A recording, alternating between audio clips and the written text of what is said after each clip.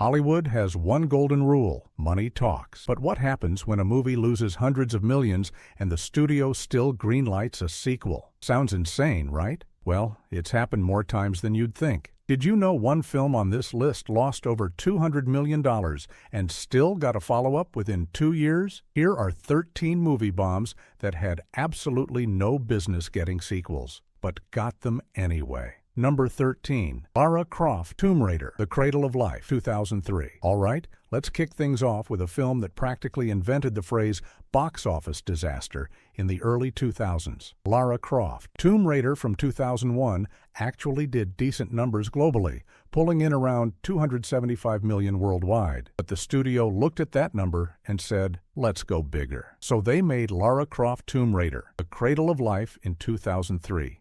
And that movie absolutely cratered. We're talking a worldwide gross of only $156 million against a $95 million budget, which, once you factor in marketing and distribution, is a certified financial flop. Critics were ruthless. Roger Ebert called the sequel a better film than the first, which sounds like a compliment until you realize he gave the original 1 star. Angelina Jolie herself reportedly had zero interest in returning for a third installment, and honestly, can you blame her? She was already transitioning into prestige dramas and humanitarian work.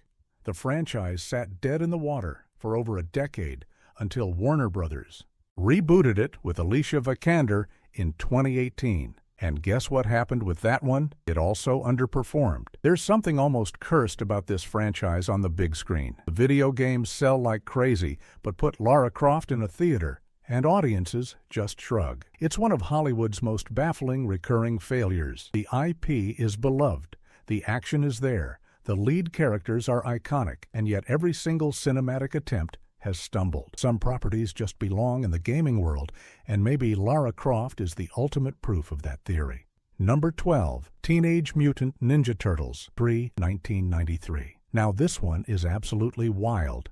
Teenage Mutant Ninja Turtles 3 came out in 1993 and was so bad, so universally rejected, that it nearly killed one of the biggest franchises in pop culture history. The film earned just $54 million worldwide on a $21 million budget, which sounds profitable until you realize the first film made over $200 million in 1990. That's a catastrophic drop. The plot sent the turtles back in time to feudal Japan, and the rubber suits looked cheaper than a Halloween costume from a gas station. Even the creators of the Turtles have publicly distanced themselves from this movie. Co-creator Peter Laird once said he found the film to be the worst of the lot. The voice actors were swapped, the humor felt forced, and the entire production screamed cash grab. And yet, the franchise refused to die.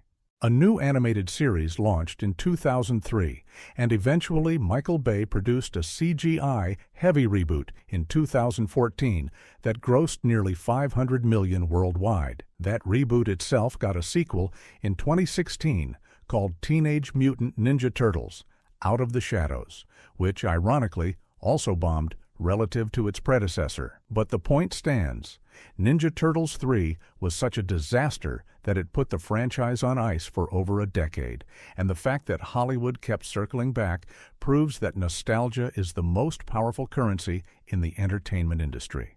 Studios will tolerate a bomb if the brand still has juice, and 4 pizza-loving reptiles apparently have an unlimited supply of it. Number 11. Speed Racer 2008. Let me tell you about a movie that Warner Brothers wishes everyone would forget. Speed Racer, directed by the Wachowskis in 2008, was supposed to be a massive blockbuster. Instead, it earned just $93 million worldwide against a $120 million production budget. When you factor in marketing costs, the studio reportedly lost well over $100 million.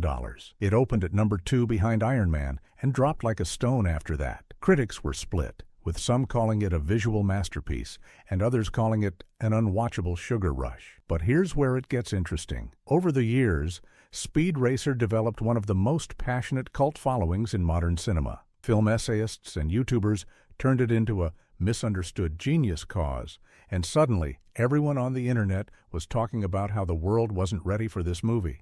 Apple TV eventually developed a live-action series based on the property, proving that the IP still had legs despite the theatrical bomb. The Wachowskis poured their entire creative souls into the original film. The racing sequences are unlike anything put on screen before or since, with layers of color and movement that feel like a painting exploding in real time. Emil Hirsch, who starred in the film, has spoken about how proud he remains of the project, despite its commercial failure.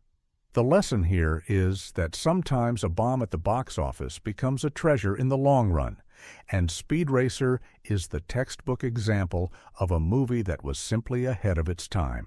Number 10. The Amazing Spider-Man 2, 2014. Okay, buckle up because this one involves one of the most controversial decisions in superhero history. The Amazing Spider-Man 2 hit theaters in 2014 with a massive $200 million budget and earned $709 million worldwide. Now, that sounds like a hit, right? Wrong. Sony needed that film to cross at least $800 million to justify its costs and planned cinematic universe, and when it fell short, panic set in. Critics hammered the film for being overstuffed with villains and subplots that existed solely to set up sequels and spin-offs. Andrew Garfield gave a genuinely emotional performance, but the movie around him was crumbling under the weight of studio interference. Sony had literally planned out The Amazing Spider-Man 3, The Amazing Spider-Man 4, a Sinister Six movie, and a Venom spin-off all before this sequel even opened. When the numbers disappointed, those plans evaporated overnight. But the story doesn't end there. Sony eventually made a deal with Marvel Studios to share the character, which led to Tom Holland's version in Captain America: Civil War in 2016. So in a way, this bomb didn't just get a sequel. It got an entire franchise reboot inside the biggest movie universe on the planet. Garfield himself was reportedly devastated by the experience, telling interviewers he felt the final product was compromised by corporate decisions. The whole saga is a masterclass in what happens when studios prioritize franchise building over actually making a good movie. Sometimes the bomb is the best thing that could happen. Number 9. The Lone Ranger, 2013. This next entry might be the most expensive cautionary tale in Disney history. The Lone Ranger rode into theaters in 2013 with Johnny Depp, Armie Hammer, and a staggering $215 million budget. It made only $260 million worldwide, which sounds passable until you learn that Disney reportedly lost between $160 and $190 million on it. That is an astronomical loss, the kind of loss that gets executives fired. Critics called it bloated, tonally confused, and weirdly dark for a summer blockbuster aimed at families. The film's marketing campaign was a disaster from the start, with controversy surrounding Johnny Depp's portrayal of Tonto, a Native American character, drawing heavy criticism. The train sequence at the climax is genuinely spectacular, a technical marvel that deserved to be in a better movie. Director Gore Verbinski, who had delivered massive hits with the Pirates of the Caribbean trilogy, couldn't recapture that magic here. And yet, whispers about a potential franchise continuation persisted for years. Disney had initially envisioned this as their next Pirates-level series, with sequels and theme park tie-ins already in the pipeline. Obviously, none of that materialized in the way they hoped, but the property kept getting revisited in various development stages. The Lone Ranger stands as proof that you cannot manufacture a franchise. You can throw all the money in the world at a concept, hire the biggest stars on Earth, and still end up with a movie that audiences simply do not want. Sometimes the audience decides, and no amount of studio muscle can change their mind. Number 8. Hellboy, 2004. Let's talk about a bomb so legendary that it practically has its own Wikipedia category. Hellboy from 2004, directed by Guillermo del Toro, was a passion project through and through. It earned $99 million worldwide against a $66 million budget, which made it a marginal underperformer at best and a genuine flop once marketing costs were added. Critics were actually fairly kind, praising Ron Perlman's incredible performance and del Toro's visual style. But audiences just didn't show up. The character was too obscure, the marketing was lackluster, and the film was caught between being too dark for kids and too playful for hardcore horror fans. But here's the thing. DVD sales were absolutely massive. Home video turned Hellboy into a genuine phenomenon, and suddenly Revolution Studios and Universal were looking at sequel potential. Hellboy 2: The Golden Army arrived in 2008 with a bigger budget and even more ambitious visuals, and it did slightly better, earning $160 million worldwide, but still not enough to greenlight the third film Del Toro desperately wanted to make. Perlman campaigned publicly for years to complete the trilogy, becoming one of the most vocal actors in Hollywood about finishing a franchise. Eventually, Lionsgate rebooted the whole thing in 2019 with David Harbour in Hellboy, and that film bombed even harder, earning just $55 million on a $50 million budget. The Hellboy franchise is basically a case study in diminishing returns where every new attempt performs worse than the last. Del Toro's original vision remains the gold standard, and fans still mourn the trilogy that never was. Number 7. Underworld: Blood Wars, 2016. Now we're getting into truly absurd territory. Underworld from 2003 was a modest hit, earning $95 million on a $22 million budget. Not a blockbuster, but profitable enough. Then came Underworld: Evolution in 2006, which earned $111 million and kept the franchise alive. But then things started going sideways. Underworld: Rise of the Lycans in 2009 was a prequel that dipped to $91 million, and Underworld: Awakening in 2012 somehow surged back up to $160 million thanks to 3D ticket prices. The truly baffling entry is Underworld: Blood Wars from 2016, which was a creative and commercial disaster. It earned just $81 million worldwide on a $35 million budget, and once again, marketing costs turned a modest gross into a loss. Critics gave it a devastating 5% on Rotten Tomatoes. 5%. That's almost impressive in its awfulness. Kate Beckinsale, who had been the franchise's anchor since the beginning, seemed visibly disengaged in interviews. The entire production felt like a contractual obligation rather than a creative endeavor. Number 6. Blade Runner 2049, 2017. This one physically hurts to talk about because the potential was so enormous. Blade Runner 2049 arrived in 2017 as the long-awaited sequel to Ridley Scott's 1982 masterpiece, Blade Runner. Director Denis Villeneuve crafted what many consider one of the greatest science fiction films ever made. Roger Deakins shot it with cinematography so gorgeous it should be hanging in a museum. Ryan Gosling delivered a quietly devastating lead performance. The film won 2 Academy Awards, and it still bombed at the box office. On a $150 million production budget, it earned just $267 million worldwide, resulting in estimated losses of up to $80 million for Warner Brothers and its co-financiers. The runtime scared people away. At 2 hours and 44 minutes, it was a commitment that general audiences simply weren't willing to make for a sequel to a film from 35 years earlier. Harrison Ford returned as Rick Deckard and gave one of his most invested performances in decades.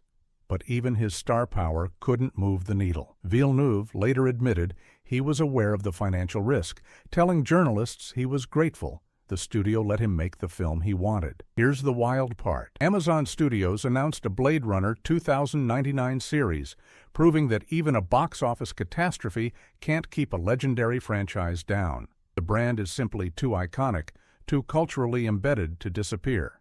Blade Runner 2049 will be studied in film schools for generations, while most box office hits from that year are already forgotten. Sometimes the bomb is the masterpiece. Number 5. The Mummy, 2017. All right, let's talk about a film that literally destroyed a studio's 5-year plan. The Mummy from 2017 was supposed to launch Universal's Dark Universe, an interconnected franchise of classic monster movies starring the biggest names in Hollywood. Tom Cruise headlined, Russell Crowe played Dr. Jekyll. The budget was $195 million. It earned $409 million worldwide, which again sounds solid until you realize the marketing budget was reportedly another $150 million on top of production costs. Universal lost an estimated $95 million. The reviews were absolutely savage.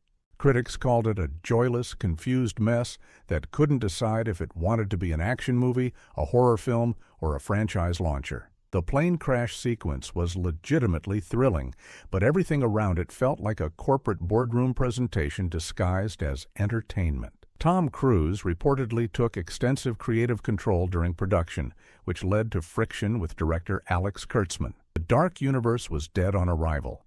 They had already announced future films starring Johnny Depp as the Invisible Man. Number 4.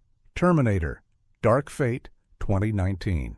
You want to hear about Hollywood stubbornness? Let me introduce you to the Terminator franchise post-Terminator 2, Judgment Day from 1991. After James Cameron's legendary sequel, the franchise entered a wilderness period that produced bomb after bomb after bomb. Terminator 3, Rise of the Machines, in 2003, did okay commercially, but disappointed relative to its predecessor.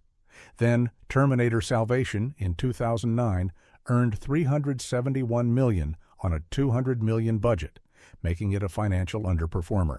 Christian Bale starred, and his on-set audio rant became more famous than the actual movie. Then came Terminator Genesis in 2015, which earned $440 million worldwide, but was considered a disappointment against its $155 million budget and massive marketing spend. Arnold Schwarzenegger kept coming back, bless his heart, but audiences were growing tired. And then, even after all that, they made Terminator.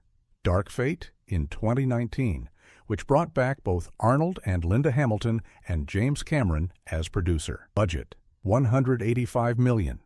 Worldwide gross, $261 million. Estimated loss, over $120 million. It was a catastrophic bomb that should have been the final nail in the coffin. Critics actually liked it more than the previous sequels, but audiences had been burned too many times. The franchise had cried wolf so often that even bringing back the original creator couldn't generate excitement. Tim Miller, who directed Dark Fate, expressed frustration that the film couldn't overcome franchise fatigue. The Terminator saga is the ultimate example of a property that Hollywood refuses to let die, no matter how loudly audiences beg them to stop. Number 3. Alice Through the Looking Glass, 2016. Now this is a story of pure corporate delusion. Alice in Wonderland from 2010, directed by Tim Burton, was a gargantuan hit, earning over $1 billion worldwide. So naturally, Disney greenlit a sequel. Alice Through the Looking Glass arrived in 2016 with a $170 million budget, and it earned just $299 million globally. That's a loss estimated at over $70 million. The drop-off was staggering, from $1 billion to under $300 million. How does that happen? Well, the first film benefited enormously from the 3D boom and Johnny Depp at the peak of his commercial powers. By 2016, both of those advantages had evaporated. Audiences had grown tired of 3D upcharges, and Depp's box office appeal had cratered, following a string of flops and personal controversies dominating headlines. Director James Bobbin replaced Tim Burton, and the creative vision shifted from gothic fantasy to a time-travel adventure that felt like a completely different franchise. Mia Wasikowska returned as Alice and gave a committed performance, but even she couldn't save a film that nobody asked for. The critical reception was dismal, with reviewers pointing out that the script lacked the imagination of its source material. Disney had been riding an incredible wave of live-action remakes, and this was the first major crack in that strategy. It proved that even a billion-dollar predecessor doesn't guarantee an audience for a sequel. Brand loyalty has limits, and when you stretch a thin concept too far, audiences can smell the desperation from a mile away. Number 2. John Carter, 2012. This might be the single biggest financial disaster in the history of cinema. John Carter landed in theaters in 2012 with a $263 million production budget, the most expensive film Disney had ever produced at that point. Marketing added another estimated $100 million. Total investment, somewhere around $350 million. Worldwide gross, just $284 million. Disney reported a loss of approximately $200 million on this one film alone. The write-down was so massive, it actually showed up in the company's quarterly earnings report to shareholders. Director Andrew Stanton, the genius behind Finding Nemo from 2003 and Wall-E from 2008, was making his live-action debut, and the ambition was incredible. The source material, Edgar Rice Burroughs' A Princess of Mars novels, predated virtually every major science fiction franchise. Superman, Star Wars, Avatar, they all owe a debt to Burroughs' vision. But the marketing campaign was one of the worst in modern history. Disney dropped "of Mars" from the title because they believed the word Mars was box office poison after previous flops set on the Red Planet. The trailers were confusing and failed to communicate what the film was actually about. Taylor Kitsch, fresh off the TV show Friday Night Lights, simply didn't have the star power to carry a $350 million gamble. And yet, the franchise was originally intended as a trilogy. Disney had sequels mapped out before the first frame was even shot. Those plans died the opening weekend. Stanton has spoken about his heartbreak over the film's reception, calling it one of the most painful experiences of his career. The cruelest irony is that the movie itself is actually pretty entertaining. Number 1. Waterworld, 1995. And finally, the king of all bombs that somehow spawned continuations. Waterworld from 1995 became the most expensive movie ever made at the time, with a production budget that ballooned to $175 million, an absolutely unthinkable number in the mid-90s. Before it even opened, the press had already nicknamed it Fish Tar and Kevin's Gate, mocking both Kevin Costner and the legendary flop Heaven's Gate from 1980. Production was plagued by disasters. The massive floating set sank during a hurricane. Costner's stunt double nearly died. The director and star clashed so intensely that Kevin Reynolds essentially left the project before it was finished, with Costner stepping in to oversee the final cut himself. It earned $264 million worldwide, which technically put it in profit territory internationally, but was considered a massive disappointment domestically, where it grossed just $88 million. Critics were mixed, with many calling it a bloated vanity project. But here's what nobody expected. Waterworld became a theme park phenomenon. Universal Studios built elaborate stunt shows based on the film at parks in Hollywood, Orlando, and Japan, and those shows have been running for decades, becoming some of the most popular attractions at any Universal park worldwide. And in 2024, a streaming series continuation was announced, proving that this so-called disaster has more cultural endurance than anyone predicted. Costner himself has reflected on the experience with surprising fondness, acknowledging the chaos but standing by the ambition. The truth is, Waterworld was never quite as bad as its reputation suggested. It was a big, bold, weird swing in an era that was about to become obsessed with safe bets.